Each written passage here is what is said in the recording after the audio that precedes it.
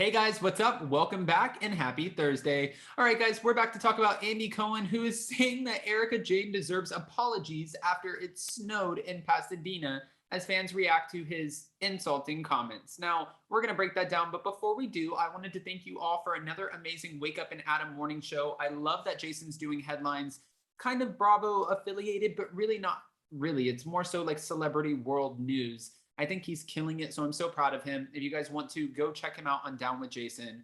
I love seeing everybody win, especially on YouTube, podcast. It's always great to see. So on that note, let's talk about the Andy stuff. Before we jump in, if you guys haven't already, go ahead, smash that like button. If you're not subscribed, get subscribed. And don't forget to hit that notification bell because, well, you don't want to miss anything we have coming up. With that, let's jump right in.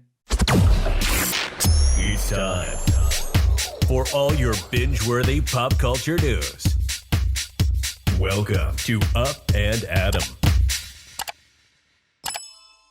All right, guys, so as per Reality Blurb, on the most recent episode of Watch What Happens Live, Andy Cohen proclaimed his mazel of the day was none other than the Real Housewives of Beverly Hills star, Erika Jayne. As fans will remember, on the last season of the Real Housewives of Beverly Hills, Erika revealed that on top of all the legal drama she has seen and been embroiled in, her son had also flipped his car multiple times due to snowy weather in Pasadena, California. In the clip, Andy proclaimed that everyone who tried to debunk Erika's snow story, as it rarely snows in the area, owes Erika an apology, as the subject has been discussed at length for some time. People are obviously not going to want to apologize to Erika in this moment, and this is nothing against Erika, but they haven't seen a lot of apologies from Erika on behalf of her husband to the victims. They're not going to apologize to her for this. But it keeps going. The mazel goes to some surprising weather conditions in California tonight. Andy said, "Ladies and gentlemen, it snowed in Pasadena tonight. Now that it snowed in Pasadena, I think we should rain apologies to this woman, Erika Jayne. Yes, we should. It snowed in Pasadena. We've been talking about this for a year." Andy then said Erika was asked for a comment, and for her reply, he showed a now infamous scene where she threatens co-star Sutton Strack, promising, "You ever call me a liar again, I'm coming for you." On the Watch What Happens Live official Twitter, the post was titled, "Justice for Erika Jayne." Ugh. Okay, hold on, it keeps going. Fans were quick to call out Andy's comments, saying the only apologies need to come from Erika herself, as she's still facing some serious legal allegations in California after the case was dismissed in Chicago. One viewer tweeted, "I'll apologize when she apologizes for spending the victim's money at Andy and still spending it, isn't she?" Another fan cast shame on Andy for trying to make a mockery of the seriousness of the situation by comparing it to the weather conditions. She claims she's cooperating with the investigations, but the court had to force her to turn over diamond earrings that her malignant daddy bought with victims' funds. This is such a bad, unfunny take, Andrew. Ugh. Another also had some choice words for Andy's mazel of the day choice, calling it disgusting and insulting to the victims of husband Tom Girardi's alleged Ponzi scheme and embezzlement lawsuits. Justice for the real victims who can't afford to pay their bills, widows, orphans, burn victims, chronically ill. I don't think they want hair extensions. This is disgusting and insulting to the very real human victims struggling every day.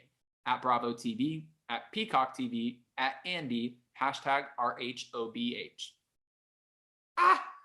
I'm sure we'll be hearing much more about Erika's ongoing lawsuits, as co-star and friend Dorit Kemsley has said Erika is going to be more open and honest than she's ever been before on the upcoming season of the franchise. And like I said in my previous video, Beverly Hills just wrapped filming season 12 last weekend, and the show is expected to air sometime in the spring or maybe even early summer. It'll be later this year, and we are so here for it.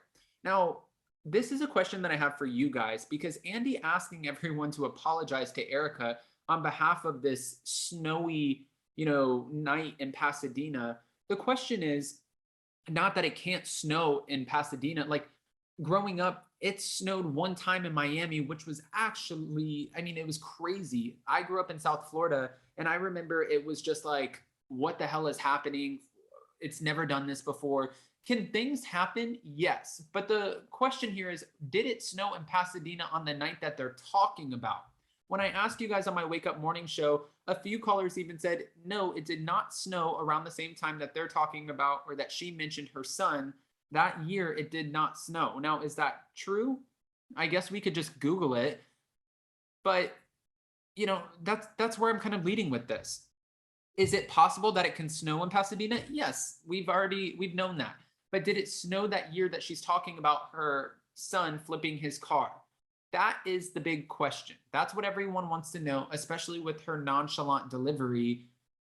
Fans have questions and they're allowed to. You're putting yourself on a show, a reality show, where everyone gets to criticize you. You're opening your life up to the criticism. Is it always fair? No. But now, Andy Cohen putting this up there, I also read where fans and saw where some people on my panel for my morning show chimed in on this and said it's very clear who Andy favors when it comes to the housewives. It looks like Erika Jayne is on the list of favorites, especially while asking the audience to apologize to her for not believing her story. Guys, I have questions and I need answers. Now, for Andy Cohen, there was one other thing that I saw. TV Deets came out and said Real Housewives of New Jersey season 12 episode 3 came in with 1,043,000 viewers on its premiere of that episode, and apparently Watch What Happens Live came in with 355,000 viewers. How is this show? And I love Andy Cohen. I love Watch What Happens Live. I'm not always totally interested in the show. I'm not going to lie.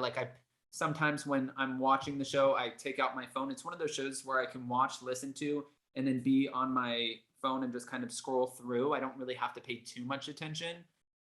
How is this show still on the air with only 355,000 viewers? To me, that doesn't make any sense at all. But maybe this is something that you guys can connect the dots to. Even Jordan said, Kathy Griffin has been saying this for a long time. I could see where it's because it promotes the current franchises. It gets some insight, some behind the scenes to what's going on the shows. He gets to interview different cast members from all of the franchises and has them explain their story and questions to which he gets to filter through NBC. I've told you guys this before. When I do interviews on my channel, I always, if it is current Bravo talent, I have to get it approved by NBC. We do a Zoom call. There's a PR person on the Zoom call. They have to approve the questions for that call. And if you ask anything that they don't want you to ask, they will chime in, unmute their mics, and come in and say, hold on, no, wait a minute. You didn't get that approved. You can't ask that. So I feel like by him having Watch What Happens Live and also being a part of that Dave Quinn book, they're able to filter out what they want out and what they don't and take complete control over the narrative, which I'm not mad at. It's a business decision. But again, I do have questions. 355,000 viewers. Any other show I think would have been canceled at that point. But guys, again, I don't want to give you my opinion. I want to ask what your guys' unfiltered opinions are. So go ahead, comment below. And before you go, Zach just let me know that we sold out of our VIP tickets for Nashville. So I can't believe that. We extended VIP ticketing for Nashville, LA, and New York. We added 20 VIP tickets to each location. The fact that it's already sold out, amazing. And hopefully you guys can go get your tickets. And if you have general admission tickets and you want to upgrade them to VIP tickets, message me on Instagram and I will just DM me and I will send you the link. That way you can contact the ticketing booth or box office or whatever they call it. You can tell I'm so out of touch. Thank God for Zach.